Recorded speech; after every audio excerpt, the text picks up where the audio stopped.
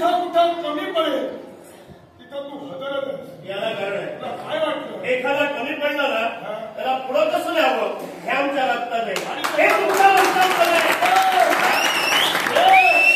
तू काय केलं? तो कमी पडल्यामुळे तू त्याच्या पुढे आला. पुढे आल्यामुळं इतरांना साऱ्यांना काय वाटणार? यांना सहाय्य करण्यासाठी आला. त्यांच्या केवळ डोक्यावरचं लोणी खाण्यासाठी तू पुढे आला हे कुणाला कळलं? एक लक्षात ठेवा. ऐक मी शास्त्र धर्मानुसार माणुसकी म्हणजे काय हे प्रत्येकाला कळायला हवी. राजा स्वराज्य सिंहासनी विराजमान झाल्यानंतर युवराज असो राजा असो एकमेकाला सहाय्य करणं हा क्षत्रियाचा धर्म आहे. आणि त्या धर्मानुसार मी तुला प्रतिकार केला. यात माझं काही चुकलंय का? राजा आता काय वाटतं तुला? याला सहकार्य केलं आणि मोठेपणा केला म्हणून मी तुझं ऐकून घेईन. लक्षात एक ना एक दिवस तू भेटशील. सांप्रत तुझ्याची वय घालणं एवढं वेळ वाटत याला कारण आहे. एक लक्षात ठेव. याला कारण हनुमती. कारण मी प्रतिस्पर्धांचा विचार केलाच करत नाही. अरे राम दोन उद्योग राहतात. शाब्दिक संघर्षानं किंवा शस्त्र संघर्षानं तो पराजित होईल किंवा विजयी होईल तो त्याच्या बुद्धिमत्तेचा प्रश्न आहे. पण मला मात्र आव्हान किंवा करू नकोस. याला कारण आहे. काय तुझ्या संख्याला आव्हान केल्याविना मजा देणार नाही. आणि म्हणून तुझ्या संख्याला आव्हान करावं असं वाटतं. पण सांप्रत माझ्यापाशी वेळ नाही. याला कारण हनुमती आहे. त्या हनुमतीची विरामबद्ध होईल हे आमचं करणं आजपर्यंत मित्रत्वासाठी झटणार. आणि म्हणूनच त्याच्या बाजूनं राजांच्या वतीनं केवळ पाठवला राहिला. आणि म्हणूनच त्याच्याशी संघर्ष करण्यासाठी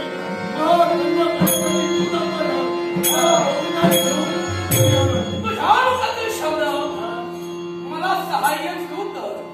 पण तेव्हाच तू म्हणालास भानुमती मला आवडली आणि ती कशी झाली ते तुझ्याशी वरायला हवी.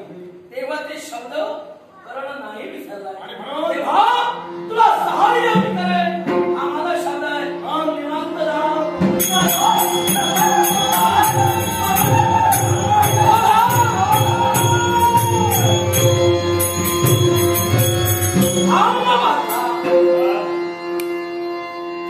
यालाही कारण तुझे दादाचे शब्द ऐकले. तो कमी पडला त्याला तू पुढं नेलंस. आणि माझी अशी सवय आहे जो तो मला जीवनात भेटला त्याच्याजवळ मी काही ना काहीतरी घेतलं असतो. तर मग तेव्हा तुझी माझी भेट झाली तेव्हाही तुझे हे शब्द होते. जेव्हा मागं पडला त्याला मी पुढं नेतो. तेव्हा आता सुयोधन मागं पडला त्याला तुझ्याप्रमाणे पुढं नेण्यासाठी हा कर्ण एक लक्षात ठेवू. जेव्हा जेव्हा हवाईला हवी अपमान खंडना तेव्हा भंग झाला तेव्हा तेव्हा या सुयोधनाला मित्रत्वासाठी म्हणून अंग देशाचं साम्राज्य तुम्हाला दिलं. अगदी खरं.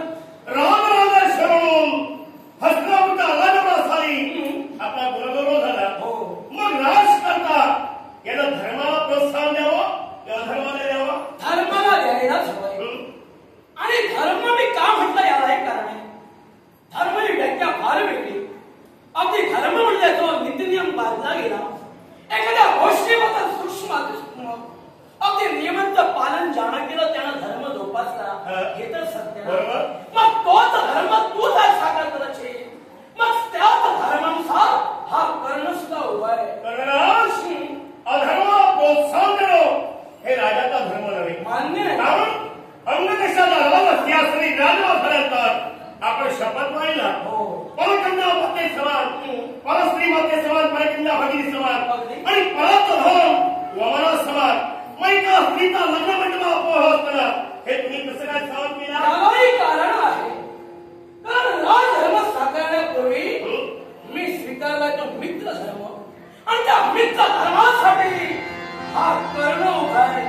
कारण तुझ्या मुखातील शब्द ज्यावेळी अंग देशाचा राजा सुयोधनानं बघितलं तेव्हा त्याला मी शब्द दिला. जेव्हा जेव्हा तुला माझी गरज लागेल तेव्हा तुझ्या साथीनं मी उभा राहील. मग मित्र धर्म साकार करण्यासाठी मी इथं उभा राहिलो. काय तुला माझं जेव्हा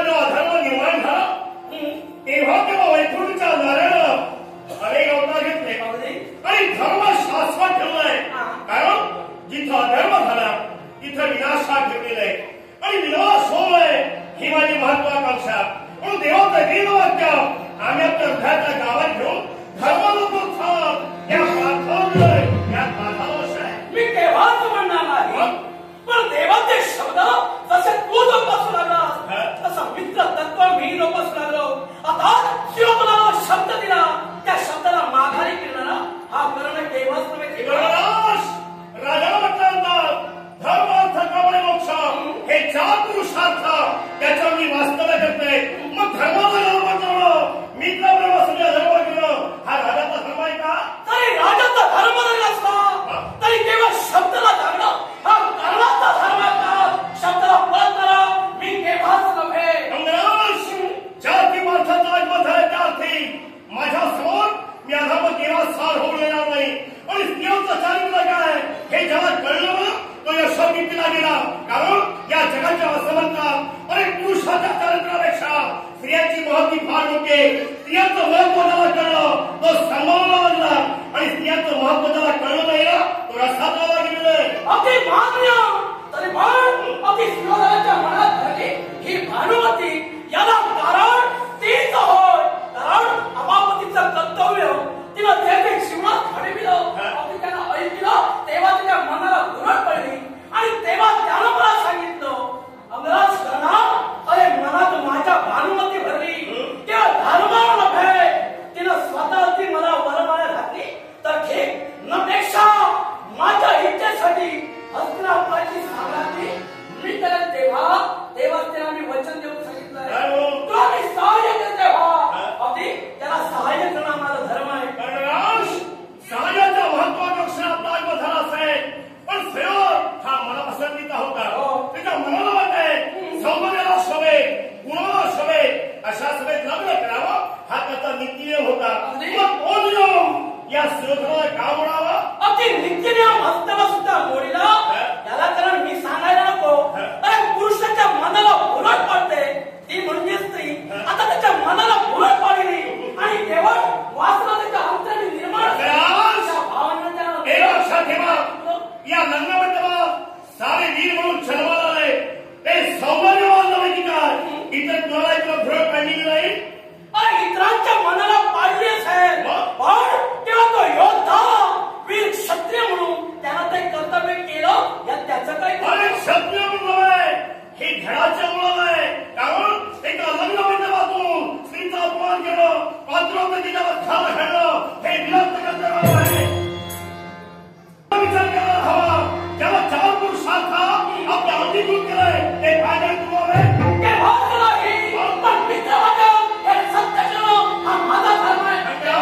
आता मैत्री लक्षात ठेवा मैत्री प्रेमासाठी म्हणून मित्रत्वासाठी म्हणून अंतरश करणं अधर्माला प्रोत्साहन असेल तर धर्माचा शास्त्रात एक भक्त म्हणून बहुत राज तुझ्या समोर आहे.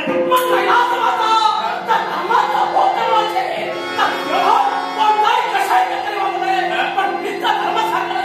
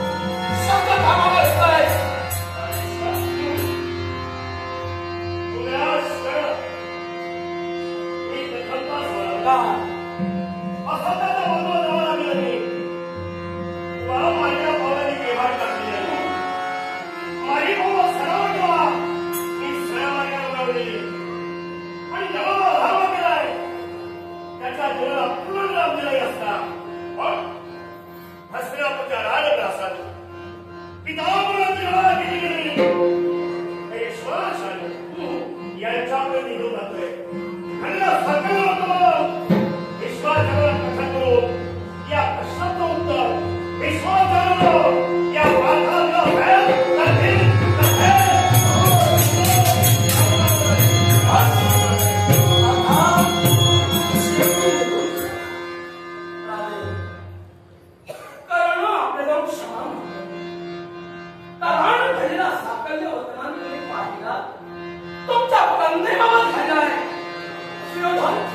मलाही मान्य आहे.